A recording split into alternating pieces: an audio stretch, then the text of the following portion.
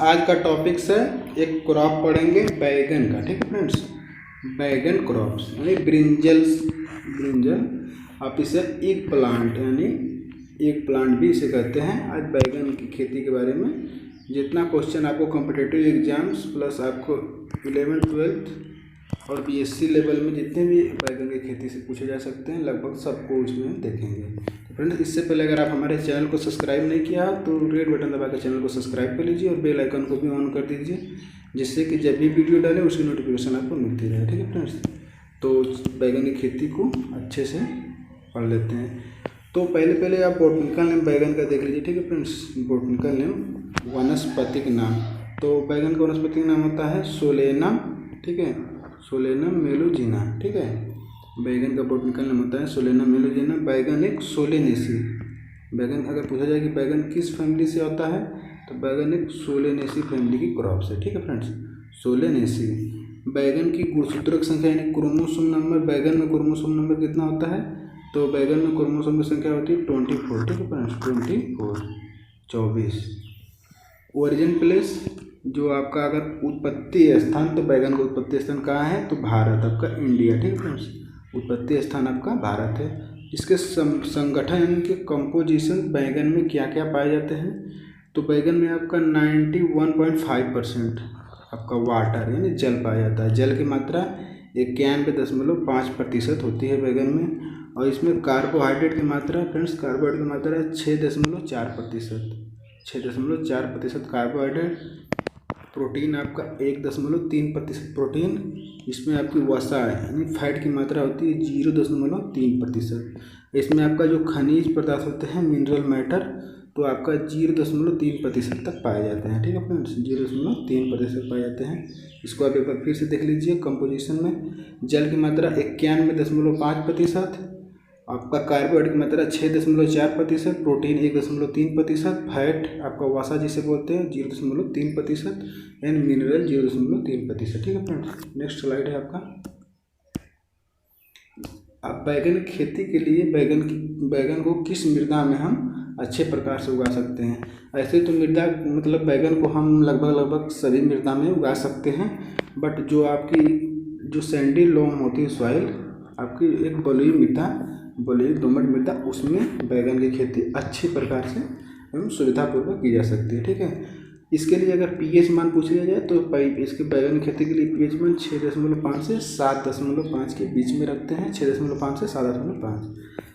Friends, बैगन की खेती के लिए अगर हम खाद की मात्रा देखें तो करीब 200 से 250 कुंटल प्रति हेक्टेयर खाद का प्रयोग करते हैं।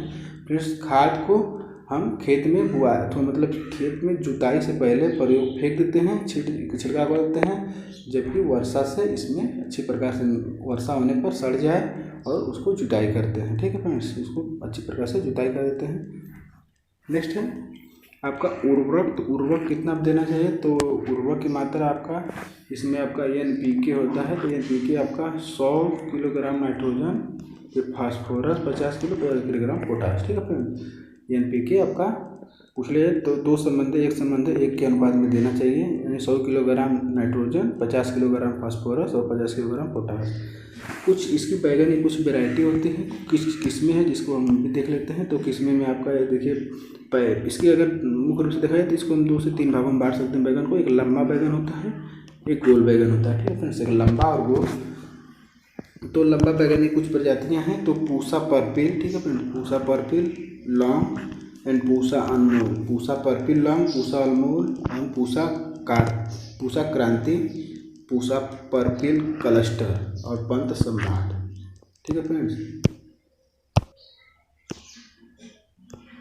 और गोल बैगन वाली किस्में हैं पूसा पर्पिल राउंड। ठीक है, इसके नाम से आप पता कर सकते हैं। पूसा पर्पिल राउंड यानी राउंड मीन्स गोल होगी।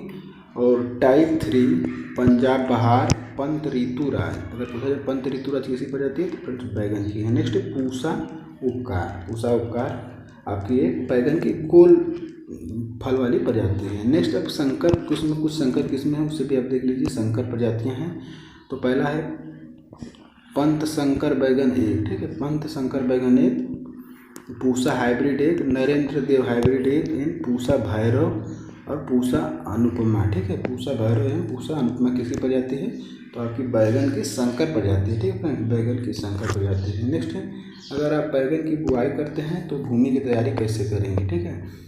तो भूमि की तैयारी करने के लिए एक जुताई, आपका जो पहली जुताई होती है आपकी, एक मिट्टी पलटने वाले हल से करते हैं, मिट्टी पलटने वाले हल से, तथा 3 से 4 या 4 से 5 जुताई देसी हल से करके उसे हम पाटा लगाकर उसे मिट्टी को अच्छी प्रकार से लेवलिंग कर लेते हैं, ठीक है फ्रेंड्स, उसको लेवलिंग कर लेते हैं। और उसके बाद बुआई का समय जो होता है, तो आपको पता है कि जो बैगन की बुआई है लगभग रबी खरीफ, मतलब जो भी तीनों मौसम होते हैं, हम जाड़े गर्मी और बरसात तीनों मौसम में हम बैगन की बुआई करते हैं। तो जाड़े वाली फसलें जो होती हैं उनकी बुआई कब करते हैं, अगर पूछ लिया जाए तो पहले तो आपको पता है कि जिसमें आपका बैगन को तैयार करने के लिए पहले नर्सरी लगाई जाती है। तो नर्सरी किस माह में लगाई जाती है, तो जाड़े के लिए, जाड़े वाली फसलें के लिए नर्सरी अपने जून से जुलाई माह में लगाते हैं। और इसका ट्रांसप्लांट यानी इसका पौधरोपण कब करते हैं, तो पौधरोपण जुलाई से अगस्त में करते हैं, ठीक है। आपको लगाते हैं जून से जुलाई में लगाएंगे, जून से जुलाई में लगाते हैं। अगर जो पहले जून में हम पौधा लगाए हैं तो पौधा तैयार हो जाता है, तो जुलाई से अगस्त तक हम करते हैं। नेक्स्ट है आपका गर्मी वाली फसलें, ठीक है फ्रेंड्स। गर्मी वाली फसलें के लिए आपका इसकी नर्सरी आपका अक्टूबर से नवंबर में लगाते हैं, ठीक है, अक्टूबर से नवंबर में लगाते हैं। इसका जो पौधरोपण यानी ट्रांसप्लांटिंग किया जाता है नवंबर से दिसंबर में, नवंबर से दिसंबर में इसका करते हैं। और बरसात वाली जो फसलें होती हैं, बरसात वाली, इसकी जो नर्सरी होती है मार्च में लगाते हैं। इसका पौधरोपण अप्रैल से मई तक करते हैं, मार्च में लगाकर अप्रैल मई तक करते हैं, ठीक है फ्रेंड्स। आप इसे एक बार फिर से देख लीजिए।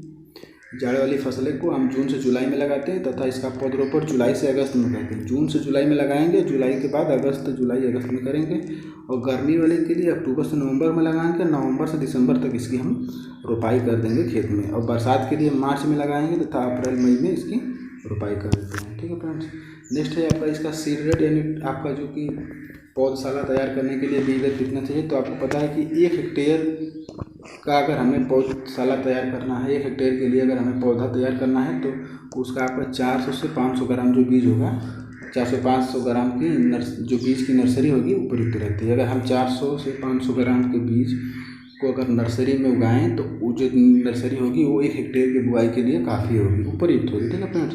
अब पौध तैयार करने के लिए हम आपको इसमें कितने समय लगते हैं, तो आपको पता है 4 से लेकर 5 सप्ताह लगते हैं, ठीक है फ्रेंड्स, 4 से लेकर 5 सप्ताह का। फ्रेंड्स जब पौधे 10 से 12 सेंटीमीटर के हो जाएं, जब पौधे 10 से 12 सेंटीमीटर के हो जाएं तब इसकी रोपाई हम कर सकते हैं, ठीक है। जब पौधे 10 से 12 सेंटीमीटर तो उसकी रोपाई हम करें। अगर पौध अंतरण पूछ लिया जाए कि पौध अंतरण कितना होता है, जब हम पौधशाला से कबार के पौधे को उखाड़ के अगर हम इसका रोपण करते हैं तो कितनी दूरी पर करते हैं, तो फ्रेंड्स इसे पत्ती से पत्ती की दूरी आप इसकी रख सकते हैं 60 सेंटीमीटर, ठीक है। पत्ती से पत्ती की दूरी आप 60 सेंटीमीटर पौधे की रखेंगे, जो कि लंबा बैगन के लिए है। अगर जो लंबा बैगन के लिए अगर पूछे जाए तो इसकी अपनी पत्ती से पत्ती की दूरी 60 सेंटीमीटर, और गोल बैगन के लिए आपको 75 सेंटीमीटर, ठीक है। गोल बैगन के लिए 75 और लंबा वाली बैगन के लिए आप 60 सेंटीमीटर। आप हमेशा ध्यान रखिए जो लंबा वाला बैगन होगा उसके लिए दूरी कम रखते हैं, गोल के लिए अधिक रखते हैं। नेक्स्ट है उसकी पौधे से पौधे की दूरी कितनी रखते हैं, तो पौधे से पौधे की दूरी 60 सेंटीमीटर रखे हैं, जो कि दोनों के लिए, पौधे से पौधे की दूरी 60 सेंटीमीटर दोनों के लिए। लेकिन जबकि अगर गोल बैगन के लिए पूछा जाए कि पत्ती से पौधे की दूरी तो 75 और लंबा बैगन के लिए 60 सेंटीमीटर, ठीक है फ्रेंड्स। अब इसे अच्छे प्रकार से याद रखिएगा। अब नेक्स्ट है आपका कुछ इसके डिजीज यानी जो रोग हैं उनको भी देख लीजिए। तो बैगन में जो रोग लगते हैं उनको आप देख सकते हैं यहाँ पर। तो बैगन में एक पहला रोग होता है डंपिंग, आप इसे आर्द्र विगलन कहते हैं। जो पौधे नर्सरी में जब हम तैयार करते हैं तो पौधे नीचे का उनका जो जड़ वाला पोर्शन होता है वहाँ से कमज़ोर होकर पौधे नीचे की तरफ झुक के यानी गिर कर मिट्टी में चिपक जाते हैं। इसके अगर कंट्रोल को देखा जाए तो इसके कंट्रोल के लिए थीराम या कैप्टान का प्रयोग करते हैं, जो कि बुआई से पूर्व या बीज को 2 ग्राम जो आपकी दवा होती है थीराम, इसका प्रति किलोग्राम बीज के हिसाब से उपचार किया जाता है, ठीक है। उसके बाद बुआई की जाती है, उपचार करके बुआई की जाती है। आप इसको डायग्राम वीडियो में देख सकते हैं। नेक्स्ट है फ्रूट रॉट, जो कि फ्रूट रॉट का मीन्स होता है आपका फल का सड़न, ठीक है। जो फल आपका सड़ जाता है फ्रूट रॉट इसे कहते हैं, फल का सड़न। इसमें जो इस रोग में होता है, इसमें पत्तियों पर जो होते हैं आपको गोल गोल छोटे छोटे धब्बे बनते हैं। इसमें पत्तियों पर धब्बे बनते हैं। फ्रूट रॉट में पत्तियों पर छोटे छोटे गोल गोल धब्बे बन जाते हैं, जो अनियमित आकार के और काले दिखाई देते हैं। अनियमित आकार के काले दिखाई देते हैं। अगर इसका हम कंट्रोल नियंत्रण की बात करें तो इसमें भी थीराम का 0.2% का घोल का छिड़काव करते हैं, ठीक है। 0.2% घोल का थिरान का प्रयोग करके हम इसे कंट्रोल कर सकते हैं। नेक्स्ट है आपका लिटिल लीफ, जो कि आपके लघुपति रोग होता है, जिसे हम कहते हैं लघुपति रोग, जो कि ये भी एक हानिकारक रोग होता है, जो कि माइकोप्लाज्मा से होता है। ठीक है फ्रेंड्स, इसको माइकोप्लाज्मा से होता है, ये कीटों द्वारा फैलता है। ठीक है फ्रेंड्स, ये कीटों द्वारा फैलता है। नेक्स्ट है लीफ स्पॉट। लीफ स्पॉट या कवक से द्वारा होता है, कवक के द्वारा होता है। इसके कारण पत्तियों पर अनियमित आकार के धब्बे बन जाते हैं। इसके कारण पत्तियों पर अनियमित आकार के धब्बे बनते हैं।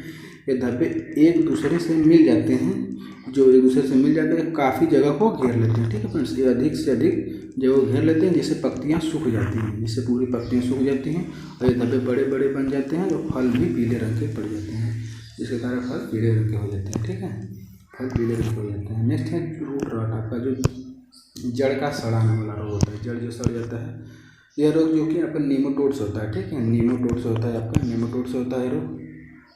जो मेलाइडोगाइन की एक जो जातियाँ पाई जाती हैं नीमाटोड वाली, मेलाइडोगाइन वाली, इसमें कई जातियाँ होती हैं, इससे लगता है। यह रोगी पौधों पर, जो रोगी पौधे हो जाते हैं, इसकी पत्तियाँ बौनी हो जाती है। ठीक है, पौधे भी बौने हो जाते हैं, इसकी पत्तियाँ छोटी छोटी एकदम सिकुड़ जाती है अंदर की तरफ। ठीक है, सिकुड़ी हुई दिखाई देती है, पौधे भी कमज़ोर हो जाते हैं। नेक्स्ट है आपका, इसके अगर नियंत्रण का देखा जाए तो इसके नियंत्रण के लिए हम पौधे को उखाड़ के इसको हम जला देते हैं। ठीक है, इसको इसके मिट्टी में दबा देते हैं या फिर इसे जला दिया जाता है। नेक्स्ट है आपका पेस्ट एंड इंसेक्ट। ठीक है, paste and insect control, paste and insect control है। तो इसमें आप कौन कौन सा पेस्ट लगता है देख सकते हैं। पहला है स्टेम एंड फ्रूट बोरर। ठीक है, स्टेम एंड फ्रूट बोरर, पहला है स्टेम एंड फ्रूट बोरर।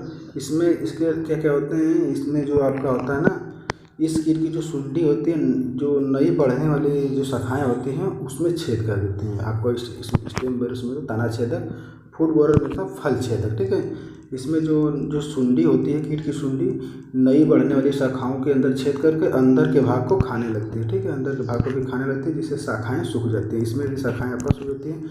अगर इसका नियंत्रण कंट्रोल देखा जाए तो इसके कंट्रोल के लिए सुमिसिडीन, जो कई अब रसायन होता है, सुमिसिडीन 150 ml प्रति 1000 लीटर पानी में घोलकर छिड़काव करते हैं। सिमिसुडीन नाम का रसायन 150 ml प्रति 1000 लीटर पानी में मिलाकर छिड़काव किया जाता है। ठीक है, नोट यहाँ पर आपका नोट एक है, आपसे देख लीजिए नोट।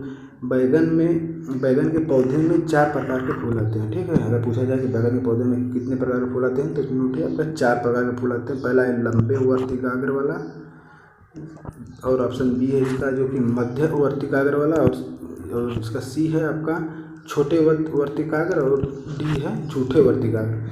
तो अगर आपसे पूछ लिया जाए कि इसमें जो 4 प्रकार के फूल आते हैं, कौन कौन से फूल में आपका बैगन का फल लगता है, किस किस फूल में फल लगते हैं, तो इसमें उपरोक्त में से ए और बी, यानी कि आपका लंबे वर्तिकाग्र एवं मध्य वर्तिकाग्र, लंबे वर्तिकाग्र एवं मध्य वर्तिकाग्र में आपका फूल लगते हैं।